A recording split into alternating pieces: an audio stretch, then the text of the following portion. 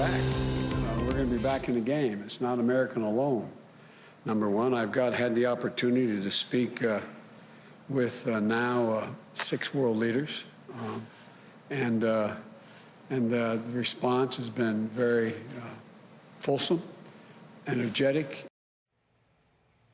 President-elect Joe Biden talking about his interactions with foreign leaders as they are congratulating him on his election. Joining us now to talk about foreign policy now and in the future, the Secretary of State of the United States, Mike Pompeo. Mr. Secretary, thanks for the time. Thank you, Brett. Thanks for having me on this evening. So what do you say to world leaders who are reaching out to Joe Biden, now the president-elect, leaders from all kinds of countries, Belgium, Canada, Estonia, France, Germany, Greece, the list goes on, even Saudi Arabia, which was President Trump's first stop, congratulating President-elect Joe Biden from the King of Saudi Arabia. What do you say to them? I'll actually be in Paris on Monday, and I'm headed to Saudi Arabia after that. There's still an awful lot of work to do. We're reminding everyone that all the votes haven't been counted. We need to make sure the legal process is fully complied with, and then America will do what it does best. We'll have a leader in the White House at noon on January 20th, and we'll continue to execute American foreign policy. It's what President Trump wants to make sure that our entire team does all the way through, every day. It's what we're focused on. It's what I have my team focused on. There's still a lot going on in the world. We're pretty focused here in America on our own election. There's a lot still going on in the world, and we're focused on making sure we keep Americans safe during this time period. You know, you were asked today about the concerns about a smooth transition, and you said it will be a smooth transition to a second Trump administration. Were you being serious there?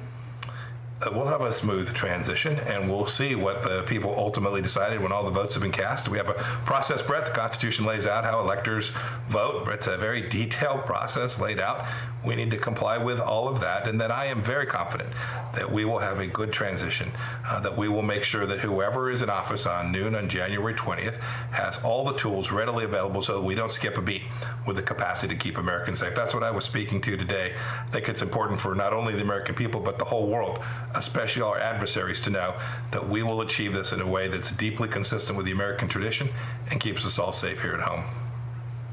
Understanding that we're following all of the legal ongoings in the various states, and you're right, the electors aren't chosen until December 14th.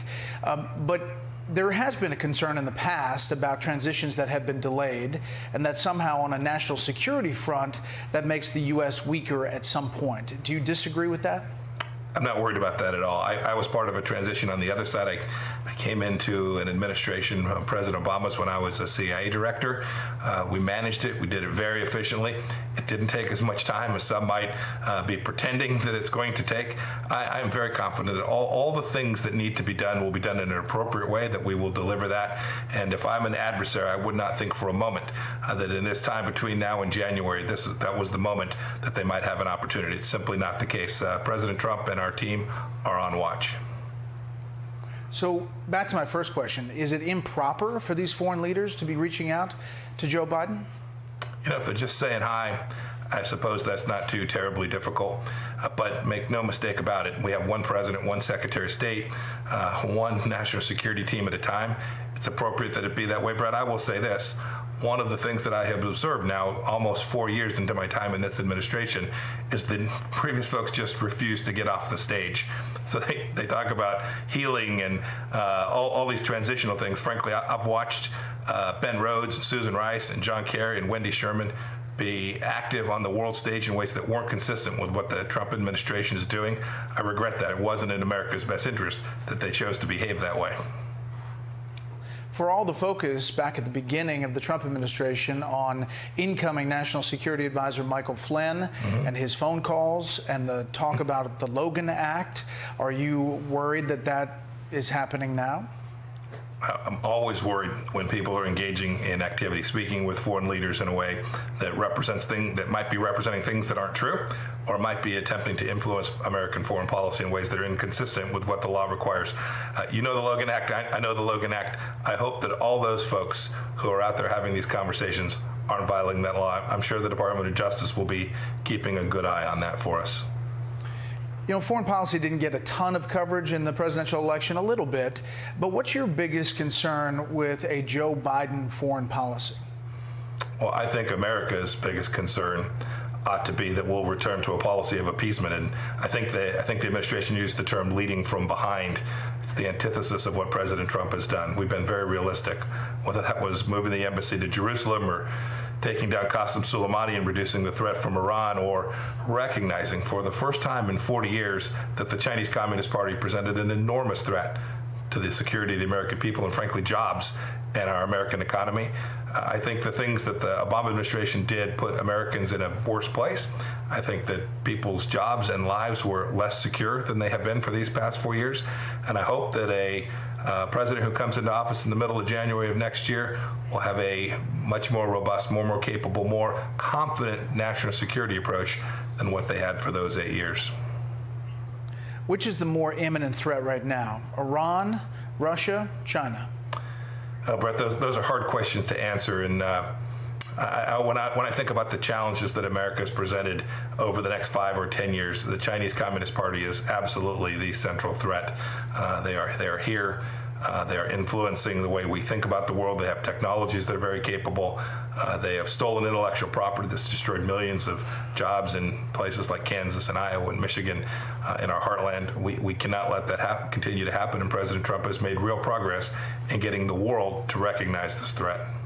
Should Joe Biden be receiving the presidential daily brief, the classified version? I'll leave that to others to sort out whether that's appropriate or not at this point. You know, when you say that it's going to be a second Trump administration, the president has tweeted out that this is a corrupt election, that Democrats are trying to steal the election from him.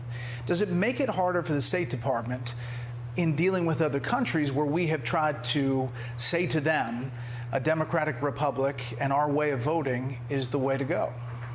You know, that's a great question, Brett. I don't think that's the case at all. In my time at the State Department, we worked hard in countries all over the world to help them build out election infrastructure, to make sure that they had transparency, to make sure that they followed their own rules, their own systems. That's all we're asking for, is to make sure that we follow our own rules, our own Constitution, our own law. We have a transparent system, one that we need to keep pressing on. We need to make sure that every vote that was legal is counted, and those that might not have been legal aren't counted unless they were. That's what we ask in countries all across the world. I think they see us doing that. I actually think other countries reflect on how America is proceeding through this process, and I think they're encouraged by the fact that the rule of law is something that matters here. It's something that we at the State Department encourage every nation across the world to do. Two more things. One was some people were surprised that your West Point classmate, Secretary Esper, was fired. Were you? Mark's a good friend, and Mark has served this nation both in his time when we were cadets and his time in uniform. I wish him well. The president gets to choose those folks that he wants to serve, and I'll leave it there, other than to say I'm proud of the work that the entire team that the president has had for my 4 years has accomplished. I'm hopeful we'll have more time to continue to work to keep Americans safe. You fought to have Gina Haspel at CIA. The FBI director currently. Do you think the president's going to make changes there as well? I'll leave those decisions about people to the president. I'm focused on the mission. I'm focused on working with the team to make sure that we deliver on behalf of the American people. Okay, last thing, 2024, either way, do you have aspirations politically, either at the highest office in the land or a certain Kansas Senate seat that may come open? Brett, you know me better than that. I appreciate you asking, but I'm focused. I'm focused on what I'm doing today. I'll keep at that. Well, Mr. Secretary, we appreciate your time, and we'll check back in before January 20th. That sounds great, Brett. Thank you, sir.